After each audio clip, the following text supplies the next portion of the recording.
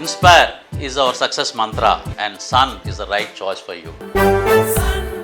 రాజమౌళి గారి టార్గెట్ ఏంటి?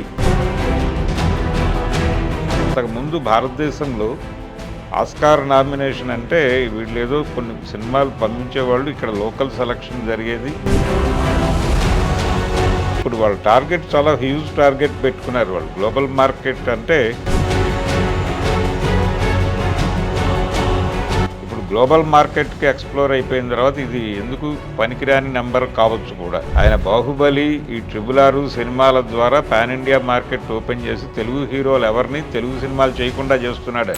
భరద్వాజ గారు నిన్న ఒక ప్రెస్ మీట్లో కార్తికేయ మాట్లాడుతూ వారణాసి గురించి ఇంట్రెస్టింగ్ టాపిక్ రేజ్ అయిందని చెప్పేసి విషయం అంటే రాజమౌళి గారి టార్గెట్ ఏంటి, రాజమౌళి గారి టార్గెట్ వారణాసితో ఏంటి అనేది ఇంకొక డిస్కసివ్ పాయింట్.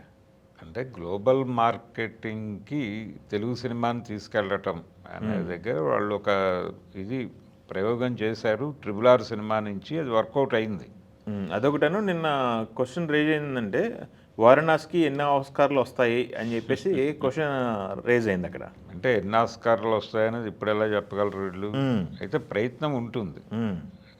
యాక్చువల్గా RRR సినిమాకి వీళ్ళు అక్కడ నివాసాలు ఏర్పాటు చేసుకుని మరీ కృషి చేశారు. అంటే ఎక్కడెక్కడ కొత్త ఓటర్లు నమోదయ్యారు, ఏ ఏ సెగ్మెంట్స్లో, కొన్ని చోట్ల ఆ నమోదవుతున్నటువంటి పద్ధతి దగ్గర నుంచి వీళ్ళు ఇన్వాల్వ్ అయ్యారు, స్టడీ చేశారు. వాళ్ళందరికీ స్క్రీనింగ్ ఏర్పాటు చేశారు. ఈ సినిమా గురించినటువంటి విశేషాలు, దీనికి సంబంధించిన డాక్యుమెంటేషన్ ఇచ్చారు. ఇవన్నీ చేసి ప్రిపేర్ చేసి అప్పుడు ఓటింగ్లోకి తీసుకెళ్ళగలిగారు. కాబట్టి ఈ క్లబ్స్ని యాక్టివేట్ చేయటము అనే దానిలో వీళ్ళు చాలా కేంద్రీకరించి పనిచేశారు. ఆ పనికి ఎంత ఖర్చు అయిందో కూడా చెప్పారు ఆయన. చెప్పిన తర్వాత చాలామంది ఇక్కడ మాట్లాడారు. ఏం మాట్లాడారంటే, ఇంత ఖర్చు పెడితే ఇంకో సినిమా వస్తుంది కదా అని కూడా ఇక్కడ మాట్లాడిన వాళ్ళు ఉన్నారు. ఓకే. అయితే వాళ్ళ ప్రోగ్రాం వేరు. నిజంగానే అంత డబ్బులు పెడితే ఇక్కడ ఇంకో సినిమా తీసుకోవచ్చు, నిజమే. కానీ వాళ్ళు మార్కెట్ క్రియేట్ చేసుకోవటం కోసం చేసిన ప్రయత్నం అది. మార్కెట్ క్రియేట్ చేసుకోవటం అంటే ఈ ముఖాలను అక్కడ పరిచయం చేశారు. ఈ పరిచయం అంటే కేవలం ఆస్కార్ ఒకటే చేయలే వాళ్ళు. US బేస్డ్గా కొన్ని పత్రికల అవార్డులు కూడా RRRకి ఏదో సెగ్మెంట్లో వచ్చేలాగా ఆర్గనైజ్ చేశారు. అంటే ప్రతి చోట ప్రతి సందర్భంలోనూ ఈ సినిమా స్క్రీనింగ్కి వెళ్ళింది, తీసుకెళ్ళారు, వాంటెడ్గా నామినేట్ చేశారు, ఆ నామినేషన్ని పుష్ చేశారు. అంతకుముందు భారతదేశంలో ఆస్కార్ నామినేషన్ అంటే వీళ్ళు ఏదో కొన్ని సినిమాలు పంపించేవాళ్ళు, ఇక్కడ లోకల్ సెలక్షన్ జరిగేది. కొన్ని సినిమాలు పంపించేవాళ్ళు, దాన్ని వాళ్ళ నిర్ణయం దైవాధీనం మీద ఆధారపడి ఉండేది. అంతే తప్ప పుష్ చేయటము, దాన్ని ప్రతి చోట ఆవిష్కరించటము ఈ కార్యక్రమాలు లేవు. కానీ వీళ్ళు చేశారు. ఈ ఆస్కార్తో పాటు మిగిలిన పురస్కారాలు చాలా గెలుచుకుంది ఆ సినిమా.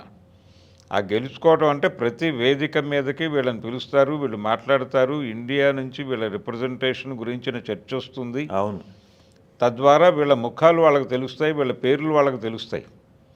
ఈ పరిచయాల కోసం జరిపినటువంటి కసరత్తు, దానికోసం ఖర్చు పెట్టారు. తద్వారా ఒక గ్లోబల్ మార్కెట్ క్రియేట్ అవుతుంది. ఆ గ్లోబల్ మార్కెట్ని మెటీరియలైజ్ చేయటం కోసం ఇప్పుడు వారణాసి అనే సినిమా చేస్తున్నారు. ఈ వారణాసి ఎవరండి డైరెక్టర్ అంటే, ఫలానా రోజున ఫలానా అమెరికన్ అవార్డు వచ్చిన డైరెక్టరు అదే అనే రెఫరెన్స్లో అక్కడ పత్రికల వాళ్ళు రాస్తారు. మీడియాలో కనెక్ట్ అవుతుంది. ఆ కనెక్టివిటీ సాధించటం కోసం RRR కసరత్తు చేశారు వీళ్ళు. ఇప్పుడు నడుస్తుంది అది. కాబట్టి పైగా ఇప్పుడు వాళ్ళ టార్గెట్ చాలా హ్యూజ్ టార్గెట్ పెట్టుకున్నారు వాళ్ళు. గ్లోబల్ మార్కెట్ అంటే ఏదో కొన్ని దేశాల్లో సినిమాని ల్యాండ్ చేయటం కాదు, చాలా క్లారిటీతో వీళ్ళు చాలా లాంగ్వేజెస్లోకి తీసుకెళ్తున్నారు దాన్ని. అవును. ఒక ఇంగ్లీష్లోనే కాకుండా రీజనల్ లాంగ్వేజెస్ అన్నిటిలోకి తీసుకెళ్తున్నారు. అంటే అది స్పెయిన్లో స్పానిష్ లాంగ్వేజ్లో రిలీజ్ అవుతుంది. ఆ పద్ధతిలో ప్లాన్ చేస్తున్నారు. ఈ ప్లానింగ్ ప్రోగ్రాంలో భాగంగా దాన్ని ఆ ప్రాంతాల్లో కూడా మార్కెటింగ్ చేయాలి. అవును. చేయటానికి అక్కడ లోకల్ క్లబ్స్తో కలుస్తారు వీళ్ళు.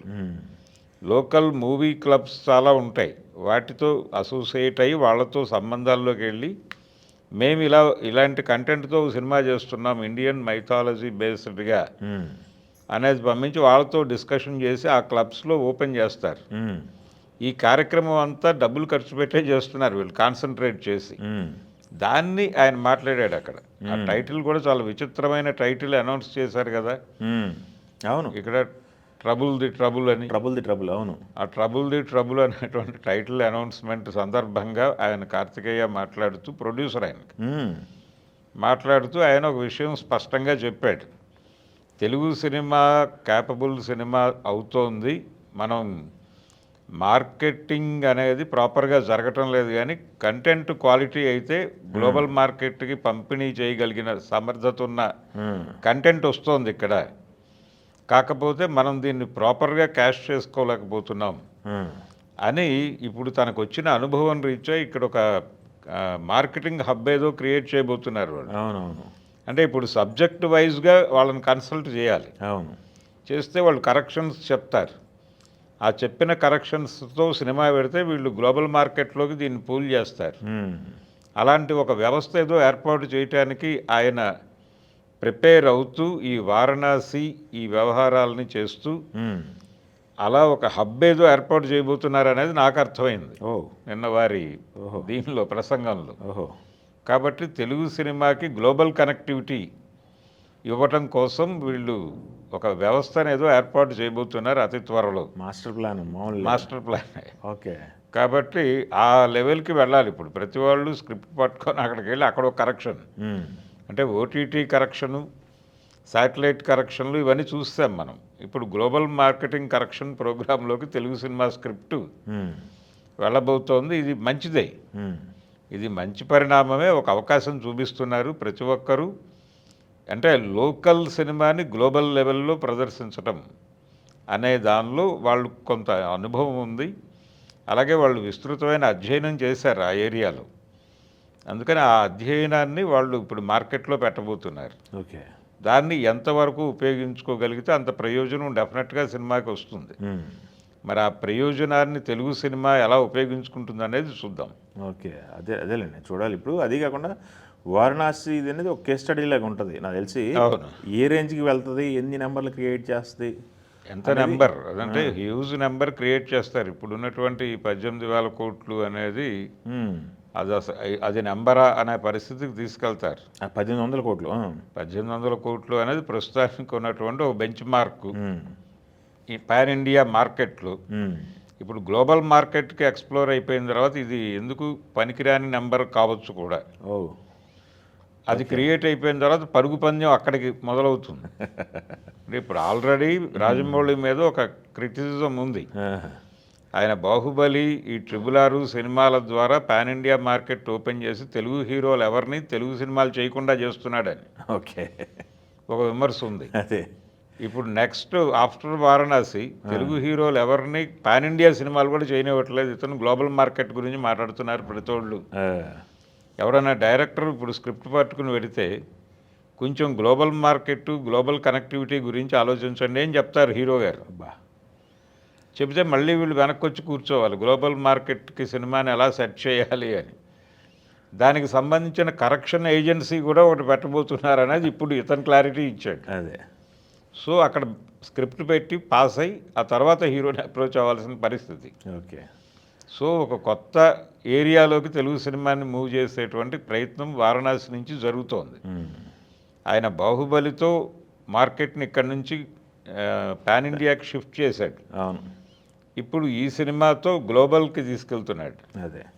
ఆయన నెక్స్ట్ పాదం నేరుగా అక్కడ హాలీవుడ్లో పెట్టబోతున్నాడు. ఓకే. దాని తర్వాత తెలుగు సినిమా దర్శకుల పరిస్థితి ఏమిటి అనేది ఆలోచించాలి. Okay, thank you.